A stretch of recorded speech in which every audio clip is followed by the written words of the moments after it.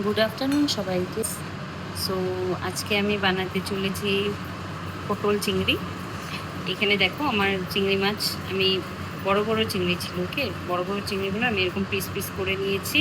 হবে এখানে আমার এই যে পটল, আলু আর এই যে পেঁয়াজ কুচি, দুটো শুকনো লঙ্কা দিব, সামান্য একটু জিরা ফোড়ন দিব। এর মধ্যে মশলা গুঁড়োর মধ্যে আছে হলো তোমার হলুদ গুঁড়ো, জিরার গুঁড়ো, লঙ্কার Kashmiri red chilli powder and roasted ধনিয়া পাউডার, ওকে। আর এখানে পিউরিতে আছে আদা, রসুন, পেঁয়াজ, কাঁচা লঙ্কা পেস্ট। কড়াইতে তেল দিয়ে দিয়েছি, সরষের তেল। তেলটা আমার গরম হয়ে গেছে। এখন এটার মধ্যে আমি চিংড়ি মাছগুলো ভেজে নিব। এই যে আমার চিংড়ি মাছগুলো ভাজা হয়ে গেছে, এখন আমি এগুলি নামিয়ে নিব। এই তেলটার মধ্যেই চিংড়ি মাছ ভেজেছিলাম, যে এই তেলটার মধ্যেই আমি আলুগুলো ভেজে নিব। ভাজা হয়ে গেছে, এখন আমি আলুগুলি উঠিয়ে এই তেলেই পটলগুলি ভেজে নিব। ওই তেলের মধ্যেই পটলগুলি ভেজে নিব একটু লাল লাল করে। এই দেখো আমার পটলগুলো ভাজা হয়ে গেছে, এখন আমি এগুলি নিয়ে নিব। শুকনো লঙ্কা ফোড়ন, গোটা জিরা আর পেঁয়াজ, যে ছোট একটা পেঁয়াজ কুচি করে রেখেছিলাম, এটা দিয়ে দিই।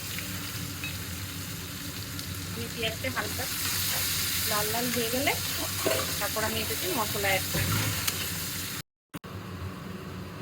এই দেখো পেঁয়াজটা ভাজা ভাজা হয়ে গেছে, এখন আমি এটাতে টমেটো, আদা, রসুন, কাঁচা লঙ্কা, পেঁয়াজ পেস্টটা দিয়ে দিই।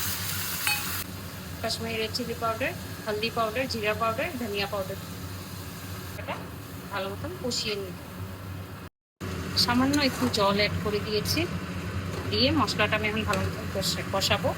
এই জল মশলাটা আমি কষাবো, এটার মধ্যে আমি আলু যে ভেজে রেখেছিলাম ওই আলুগুলো দিয়ে দেবো। মশলার সাথে ভালো মতন কষানো হয়ে যাবে, একটু সিদ্ধও হয়ে যাবে। তখন লবণ অ্যাড করে দিই, 1 চামচ লবণ দিলাম। এখন চিংড়ি মাছে লবণ হলুদ মেখে রেখেছিলাম, পরে দিয়ে লাগলে দিব। এই দেখো মশলাটা আমার প্রায় কষানো হয়েই গেছে। এটাতে এখন আমি পটলগুলি ভেজে রেখেছিলাম যে ওগুলি অ্যাড করে দেবো। ভালো মতো মিক্স করে এটাকে আরেকটু টাইম কষাবো। এই দেখো আমার মশলাটা ভালো মতন কষানো হয়ে গেছে, আলু পটল একটু ভাজা ভাজা হয়ে গেছে। এখন আমি এটাতে জল দিয়ে দিব। জল দিয়ে ভালো মতো নাড়াচাড়া করে ঢেকে দিব।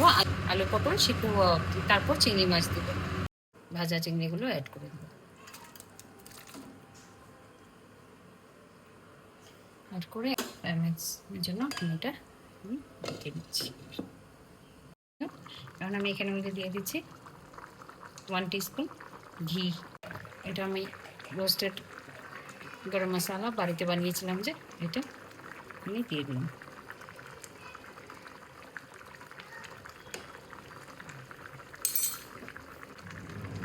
গ্রিন চিলিস মাঝখান দিয়ে স্লিট করে আমি 3টে লঙ্কা দিয়ে দিচ্ছি, একটুখানি জাস্ট চিনি দিচ্ছি। পটল চিংড়ি is ready. Please follow, like, comment, share and subscribe. Bye bye.